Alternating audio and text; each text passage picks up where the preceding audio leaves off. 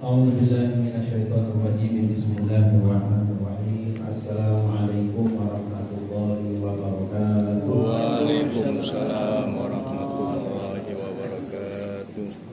Alhamdulillahilladzi faddalana syahrul Ramadan syahrul mubarakati wal furqan wa anzala fihi al-Qur'an hudan lin-nasi wa bayyinatin minal huda wal furqan. Asyhadu an la ilaha illallah wahdahu la syarika lahu dzul jalali wal ikram wa asyhadu anna sayyidana wa nabiyyana Muhammadan 'abduhu wa rasuluhu wa khairul anam. Allahumma shalli wa sallim wa karim wa 'azim ala hadzal nabiyil karim sayyidina wa maulana Muhammadin wa ala alihi wa ashabihi ajma'in. Amma ba'd. Ma'asyiral hadirin wal hadirat, Bapak Ibu jemaah salatul Isya dan insyaallah tarawih wal witir yang dirahmati oleh Allah Subhanahu wa taala. Alhamdulillah, bersyukur kepada Allah Subhanahu wa taala berkat nikmatnya juga kita masih dalam keadaan sehat wal afiat.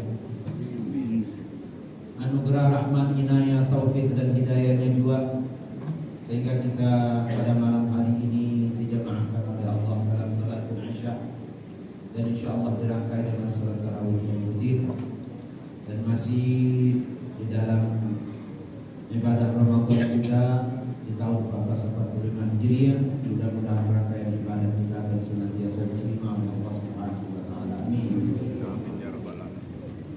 Salam dan salawat untuk baginda Rasulullah Muhammad sallallahu alaihi wasallam senantiasa tercurahkan dan insyaallah mudah-mudahan kita senantiasa diistiqomahkan, dikuatkan oleh Allah di baris beliau, berusaha menteladani beliau dan menghidupkan sunnah-sunnah beliau sampai insyaallah pada saatnya kita mendapatkan pembelaan dari beliau sebagai umatnya, syafa'atul ummah yaumil qiyamah insyaallah. Amin. Amin amin ya rabbal alamin.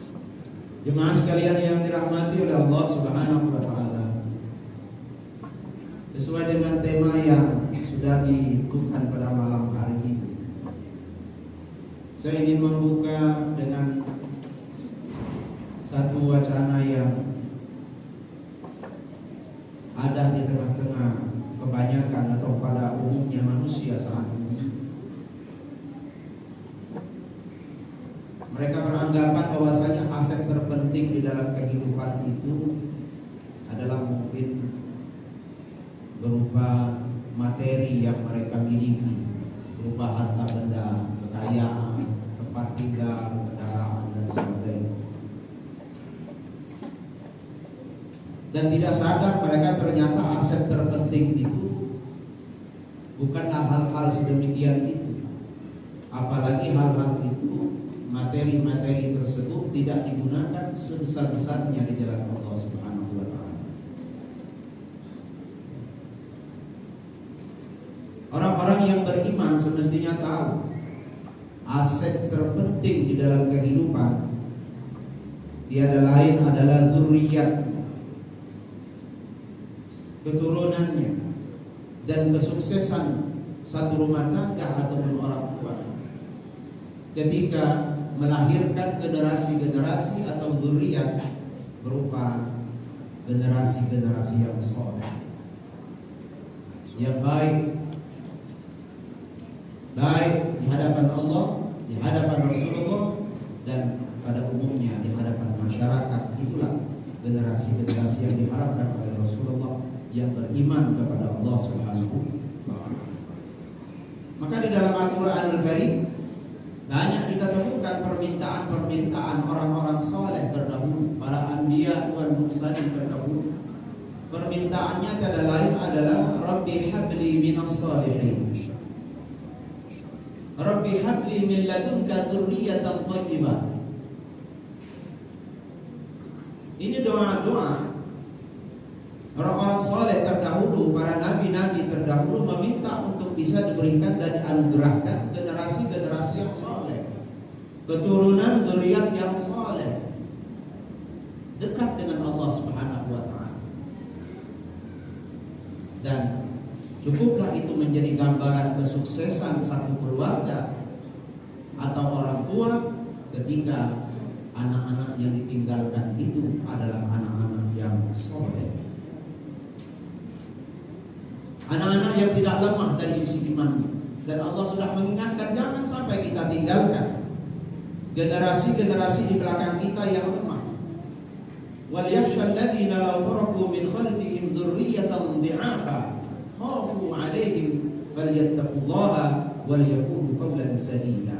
Dan hendaklah kalian merasa cemas, ya, takut nanti kalau meninggalkan di belakang kalian adalah keturunan-keturunan atau generasi-generasi yang lemah secara umum, lemah fisiknya, lemah ekonominya, terlebih-lebih lemah imannya.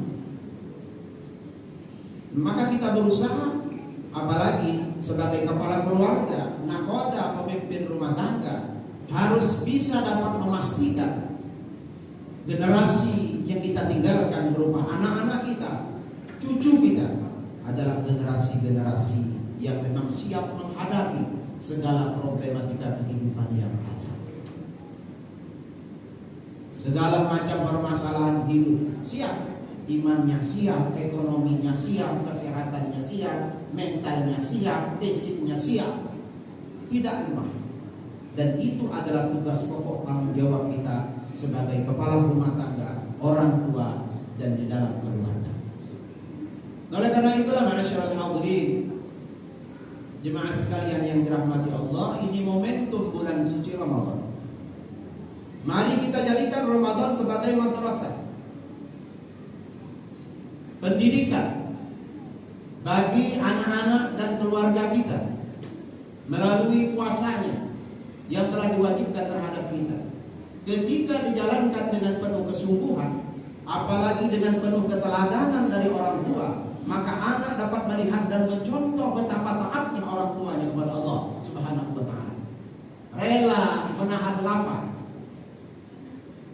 rela menahan haus, menahan lisannya, menahan pandangannya, menahan pendengarannya dari hal-hal yang dilarang, dari hal-hal yang bisa mengurangi pahala puasanya, dan itu disaksikan oleh anak-anak, oleh keturunan, maka itu bisa dijadikan qudwah sebagai contoh dan teladan terbaik bagi anaknya, orang-orang tua yang soleh, dan insya Allah juga akan melahirkan generasi-generasi yang soleh dan solehah.